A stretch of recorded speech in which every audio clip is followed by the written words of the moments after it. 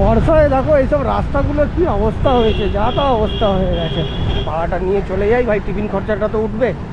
এই যে রয়েছে ম্যাজিক মেলা 2025, পৌঁছে গেছি আমি এখানে। মানে আমিও হচ্ছি প্রফেশনাল ম্যাজিশিয়ান। অ্যাপ অন করে যাব না অফ করে যাব? Good morning, happy Sunday. রবিবারের শুভেচ্ছা জানিয়ে শুরু করছি আজকে ব্লগ। তার আগে আশা করছি তোমরাও আছো বিন্দাস আর আমিও আছি বিন্দাস। বেরিয়ে পড়েছি রোজকারের মতন আজকেও বাইক ট্যাক্সি চালাবো। জয় মা, জয় মা। বেরিয়ে পড়েছি রোজকারের মতন আজকেও বাইক ট্যাক্সি চালাবো। আজকে বাইক ট্যাক্সি আমি খুব একটা সময় চালাবো না। আমি যাব বারাসাতে, আমার কাজ রয়েছে, আর সেই কাজের উদ্দেশ্য নিয়েই আমি বেরিয়েছি, বারাসাত যাচ্ছি।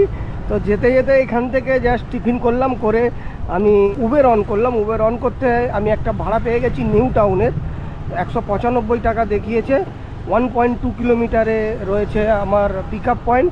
তো আমি প্রায় 600 মিটারের মতন চলে এসেছি, আর 600 মিটার বাকি রয়েছে। তো এখন যাচ্ছি পিক আপ পয়েন্টে। নেলুদা ভালো তো? তো যাচ্ছি পিক আপ পয়েন্টে, পিক আপ করবো। ভাড়াটা নিয়ে চলে যাই ভাই, টিফিন খরচাটা তো উঠবে। তো বন্ধুরা, একটা কুরিয়ার পিক আপ হলো, কুরিয়ারটা নিয়ে যাব আমি। 22 কিলোমিটারের ডিস্টেন্স আছে, 22 কিলোমিটার ডিস্টেন্স কভার করব। ওই যাত্রী সাথী অন করে নিই, সেই যখন যেতেই হবে আমাকে খালি। তো চলো ভাই, উদয় শঙ্কর সরণি ধরে নিলাম, যাচ্ছি নিউ টাউন। নিউ টাউন দিয়ে এয়ারপোর্টের দিকে। তবে নিজের ট্র্যাকটা একটু আলাদা হয়ে গেল যেহেতু নিউ টাউন, তো নিয়ে নিলাম। চলো, কোনো অসুবিধা নেই, নিউ টাউন হয়েই বেরোবো এয়ারপোর্ট। নিউ টাউনে অনেক দিন যাওয়া হয়নি। বাইপাসে উঠে পড়লাম। অন্যান্য দিনের তুলনায় আজকে রাস্তাঘাট ফাঁকাই থাকবে, রাস্তাঘাটের ওপরে প্রেশার কম থাকবে। ছুটির বাজার, তো ছুটির বাজারে কিন্তু বাইক ট্যাক্সি চালালে একটু ভাড়া ভালোই পাওয়া যায়। যাত্রী সাথীতে একটা ভাড়া মানে ঢুকছিল, অ্যাকসেপ্ট করার আগেই অন্য কেউ অ্যাকসেপ্ট করে নিয়েছে, যে নিউ টাউন অ্যাকশন এরিয়া রাইড ঢুকছিল, 166 টাকা দেখাচ্ছিল। ওটা যদি ধরতে পারতাম মানে দারুণ হতো, দারুণ হতো।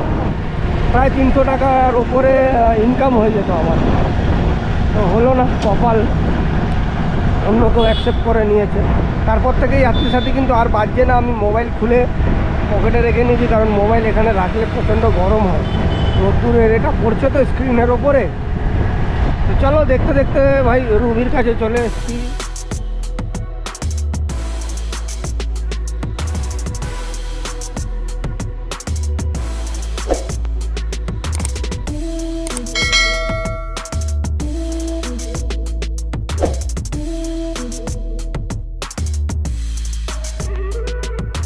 আমি চিংড়িহাটা পৌঁছে গেছি। চিংড়িহাটা ফ্লাইওভার দিয়ে এখন ঢুকবো নিকো পার্কের দিকে। কিন্তু পার্সেলটার জন্য আমাকে এখন নিউ টাউন পুরো ঘুরে যেতে হবে। এদিক দিয়ে ঘুরে গেলে 5-7 কিলোমিটার বেশি পড়ে। চলো, কিছু করার নেই, টাকা যখন ইনকাম করতে হবে 5-7 কিলোমিটার বেশি ঘুরে গেলেও যেতে হবে, কিছু করার নেই। 8 কিলোমিটারের মতন বাকি, 17 মিনিট টাইম লাগবে। ঠিক আছে, তারপরে বারাসাতের দিকে কিছু পাবো কি না জানি না। বারাসাত যাওয়ার আছে আমার। বারাসাতে আমার পার্সোনাল কিছু কাজ রয়েছে। পার্সোনাল কাজ বলতে সেরকম কোনো পার্সোনাল নয়, ওর সঙ্গে শেয়ার করা যেতেই পারে। আমাদের একটা ম্যাজিশিয়ানদের একটা কনফারেন্স হচ্ছে। আমাদের বলেছিলাম যে আজ ধীরে ধীরে তোমরা সব কিছু জানতে পারবে আমার বিষয়। আমি একজন প্রফেশনাল ম্যাজিশিয়ানদের আর কি একটা কনফারেন্স হচ্ছে, সেই কনফারেন্সে অ্যাটেন্ড করতে যাচ্ছি আমি। অনেকটা লেট হয়ে গেছে, 10টা থেকে শুরু হয়েছে। তো আমি অনেকটা লেট করেই যাচ্ছি সেই কনফারেন্সে। আমার কিন্তু আরও একটা চ্যানেল আছে, চ্যানেলের লিঙ্ক আমি ডেসক্রিপশান বক্সে দিয়ে রাখবো, একবার ভিজিট করে নিও।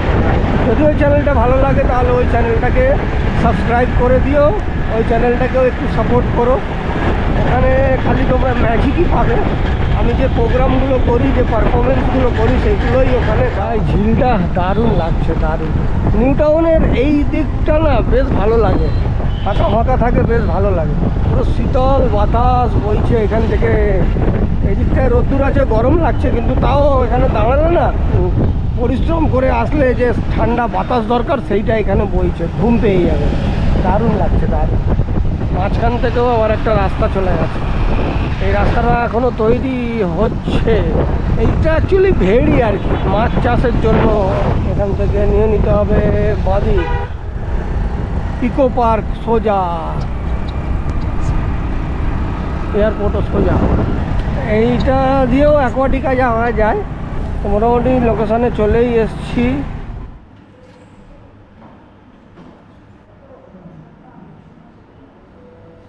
টাকা 225।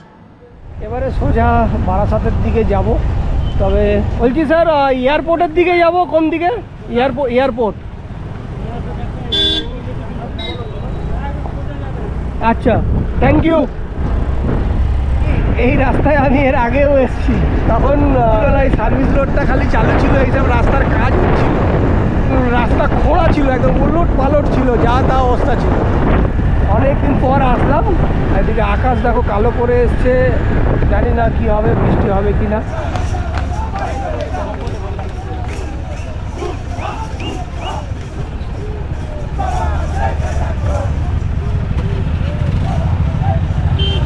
ভাই শ্রাবণ মাস, সবাই ফুল মস্তি করতে করতে মহাদেবের নাম নিয়ে মহাদেবের কাছে যাচ্ছে, বেশ ভালো লাগছে। এক সময় আমিও যেতাম, আমরা বাস নিয়ে গ্রুপ বানিয়ে যেতাম ট্রেনে করে শেওড়াফুলি থেকে জল নিয়ে তারপরে হেঁটে যেতাম।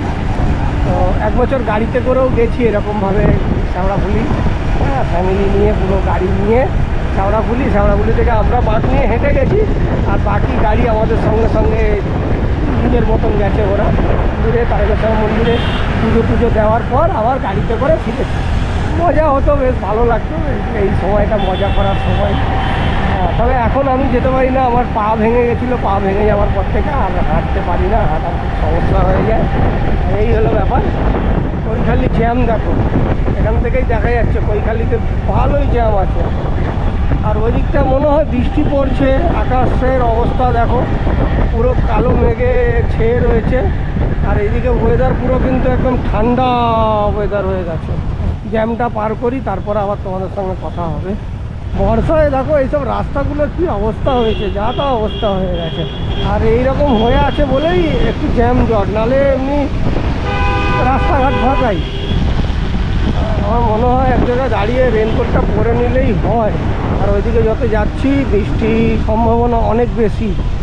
সিগন্যালটা খোলা পেয়ে গেছি, সিগন্যালটা পার করে এক জায়গায় দাঁড়িয়ে রেনকোটটা পরে নেবো। বৃষ্টি শুরু হয়ে গেছে বন্ধুরা, আমি রেনকোট পরে নিয়েছি ঠিক টাইমেই। ও ভাই দেখো ল্যান্ড করছে, ইন্ডিগো ল্যান্ড করছে দেখো। ও ভাই ও বিউটিফুল লাগছে।